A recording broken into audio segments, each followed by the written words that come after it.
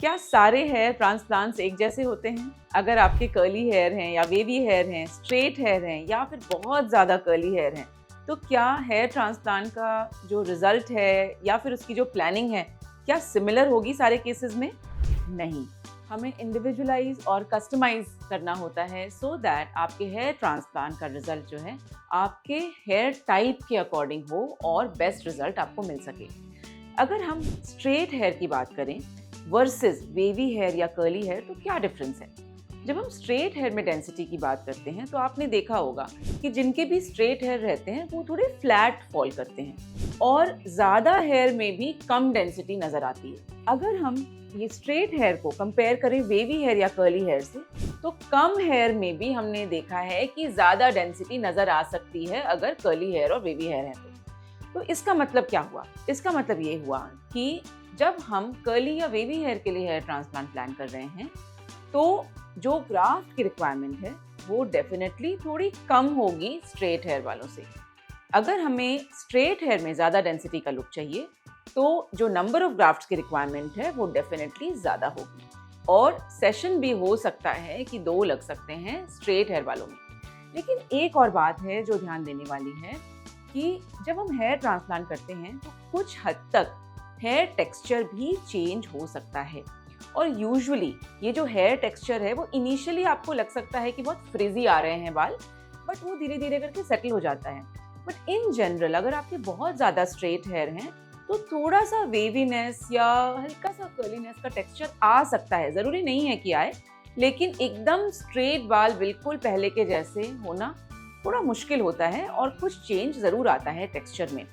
तो अब इसके साथ ही हम कंपेयर करते हैं जो बहुत ज़्यादा कर्ली हेयर है, मतलब अफ्रीकन हेयर टाइप जैसे कह सकते हैं, तो उसमें एक्चुअली जो पिकिंग अप ऑफ ग्राफ्ट भी है वो भी डिफरेंट है। और वो क्यों है कि जब हम उनके ग्राफ्ट्स के लिए हार्वेस्ट करते हैं तो मान लीजिए हमने FUE टेक्निक किया तो क्या होता है कि हमें ये 100-150 शुरू के बालों में पता चल जाता है कि उनका FUE पॉसिबल होगा या नहीं, क्योंकि कभी कभी क्या होता है कि ये जो हेयर रूट्स हैं अंदर की तरफ भी ऐसे कर्ली होते हैं, तो जब हम FUE से पंच करते हैं तो वो ट्रांजैक्ट हो सकते हैं या डिवाइड हो सकते हैं और वेस्टेज थोड़ा ज़्यादा हो सकता है।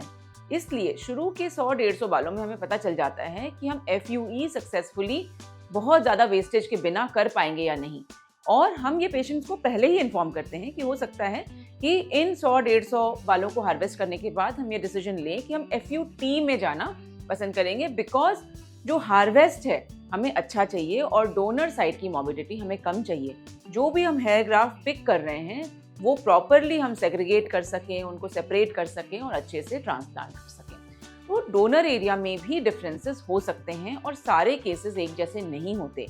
इनफैक्ट हर केस अलग होता है, इसलिए इंडिविजुअलाइजेशन और कस्टमाइजेशन का रोल बहुत ज़्यादा है हेयर ट्रांसप्लांट में, जो कि हम बहुत बार नज़रअंदाज करते हैं, क्योंकि हेयर ट्रांसप्लांट जो है वो परमानेंट रिजल्ट है और ये आपकी पर्सनैलिटी को बिल्कुल चेंज कर सकता है।